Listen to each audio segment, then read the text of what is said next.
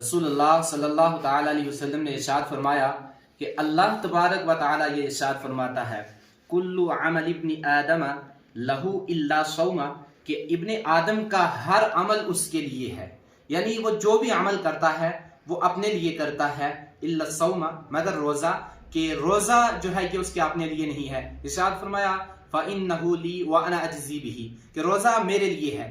یہ کون کہہ رہا ہے کہ روزہ میرے لیے ہے؟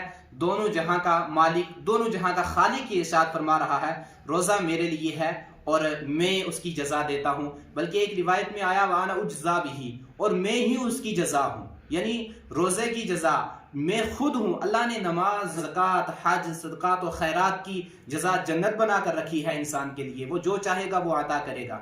لیکن روزہ کی جزا کتنی بڑی جزا ہے! ایک تو اللہ کہہ رہا ہے کہ میں خود ہی عطا کروں گا، اور دوسرا اگر معنی لیا جائے، دوسری روایت کو دیکھا جائے تو معنی ہوتا ہے کہ میں خود ہی اس کی جزا ہوں۔ اور آگے ارشاد فرمایا وَالصِّيَامُ جُنَّةٌ، اور روزہ جہنم کی آگ سے ڈھال ہے۔ حضور علیہ الصلوۃ والتسلیم نے ارشاد فرمایا کہ تم میں سے جو کوئی روزے سے ہو، جس دن تم میں سے کسی نے روزہ رکھا ہوا ہو تو وہ نہ ہی چیخے، نہ چلائے، نہ ہی کوئی فحش بات کرے۔ اور حضور علیہ الصلوۃ والتسلیم نے ایک درس دیا، آپ فرماتے ہیں کہ اگر کوئی تم سے لڑائی کرے، جھگڑا کرے یا تمہیں گالی دے تو تم اسے آگے سے جھگڑنا نہیں، تم نے آگے سے جواب نہیں دینا ہے، صرف اتنا کہنا ہے انی صائم، بھائی میں روزے سے ہوں، میں تم سے لڑائی نہیں کر سکتا، میں تمہیں اس کا جواب نہیں دے سکتا۔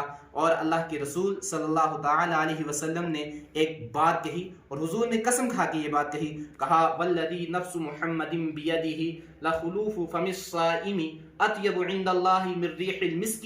حضور علیہ الصلوۃ والتسلیم ارشاد فرماتے ہیں کہ مجھ محمد کو اس ذات کی قسم ہے کہ جس کے قبضہ و قدرت میں میری جان ہے۔ حضور ارشاد فرماتے ہیں کہ روزے دار کے منہ کی بو اللہ تبارک و تعالیٰ کے نزدیک مشک سے زیادہ پسندیدہ ہے۔ یہ کتنی بڑی بات ہے! اور حضور علیہ الصلوۃ والتسلیم نے ارشاد فرمایا کہ روزے دار کے لیے دو خوشیاں ہیں۔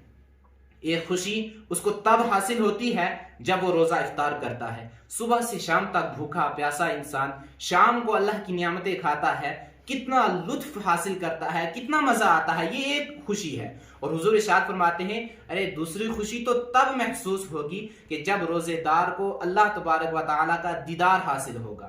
یار کتنی بڑی بات ہے، کتنا نیک عمل ہے، کتنا عظیم عمل ہے کہ جس عمل پر اللہ تبارک و تعالیٰ کا دیدار نصیب ہو رہا ہے۔ اس لیے ماہ رمضان المبارک کی ہمیں دل سے قدر کرنی ہے اور روزے رکھنے ہیں۔ اللہ تبارک و تعالیٰ ہمارے روزوں کو، ہمارے نیک اعمال کو اپنی بارگاہ میں قبول و منظور عطا فرمائے۔